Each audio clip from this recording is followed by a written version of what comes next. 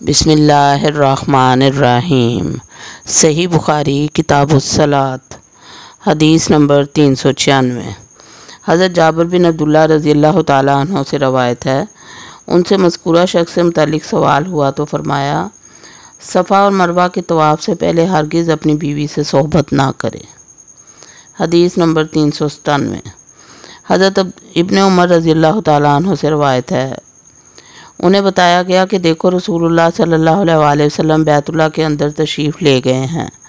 حضرت ابن عمر رضی اللہ تعالیٰ عنہ کا بیان ہے کہ میں ادھر پہنچا تو نبی کریم صلی اللہ علیہ وسلم باہر تشریف لا رہے تھے۔ میں نے دیکھا کہ حضرت بلال رضی اللہ تعالیٰ عنہ دونوں دروازوں کے درمیان کھڑے ہیں۔ چنانچہ میں نے حضرت بلال رضی اللہ تعالیٰ عنہ سے دریافت کیا، آیا نبی صلی اللہ علیہ وسلم نے بیت اللہ کے اندر نماز پڑھی ہے؟ انہوں نے جواب دیا، ہاں 2 رکعت پڑھی۔ ان دو ستونوں کے درمیان جو بیت اللہ میں داخل ہوتے وقت بائیں جانب ہوتے ہیں۔ پھر آپ صلی اللہ علیہ وسلم باہر تشریف لائے اور آپ صلی اللہ علیہ وسلم نے کعبے کے سامنے 2 رکعت نماز ادا کی۔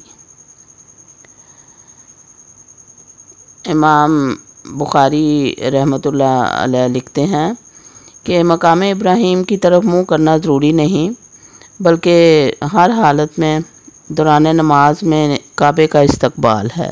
چنانچہ اس روایت میں وضاحت ہے کہ رسول اللہ صلی اللہ علیہ وسلم نے بیت اللہ کے سامنے 2 رکعتیں ادا کیں۔ اس سے معلوم ہوتا ہے کہ مقام ابراہیم آپ صلی اللہ علیہ وسلم کے پچھلی جانب تھا۔ مقام ابراہیم کا قبلہ ہونا صرف اس صورت میں متعین ہے کہ نمازی اسے اپنے اور کعبے کے درمیان کرے، کیونکہ باقی 3 جہتوں میں صرف بیت اللہ کی طرف منہ کرنے سے نماز درست ہو جاتی ہے۔ حدیث نمبر 398۔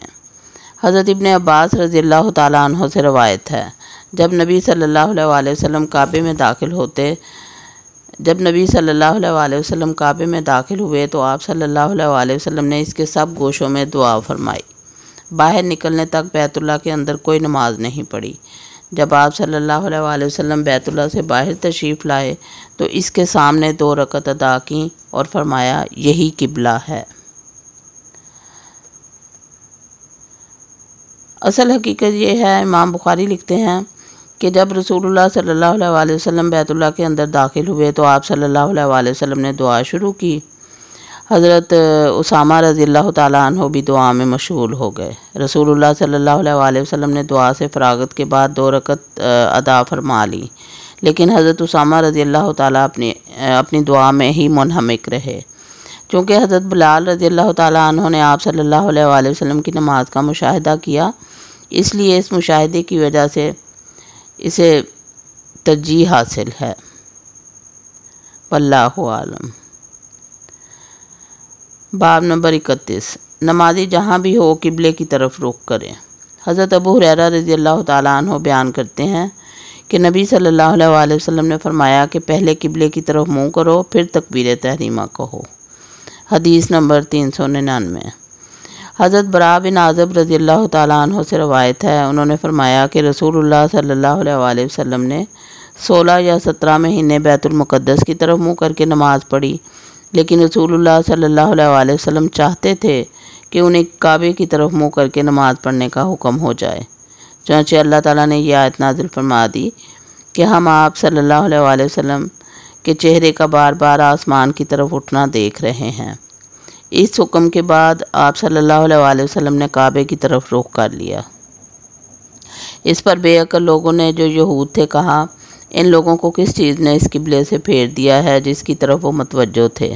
کہہ دیجئے، مشرق و مغرب اللہ ہی کی ملکیت ہیں، اللہ جسے چاہتا ہے سیدھا رستہ دکھاتا ہے۔ پھر ایک شخص نے نبی صلی اللہ علیہ وسلم کے ہمراہ قبلہ رخ ہو کر نماز پڑھی اور نماز کے بعد وہ چلا گیا۔ پھر نماز عصر میں یہ شخص انصار کی ایک جماعت کے پاس سے گزرا۔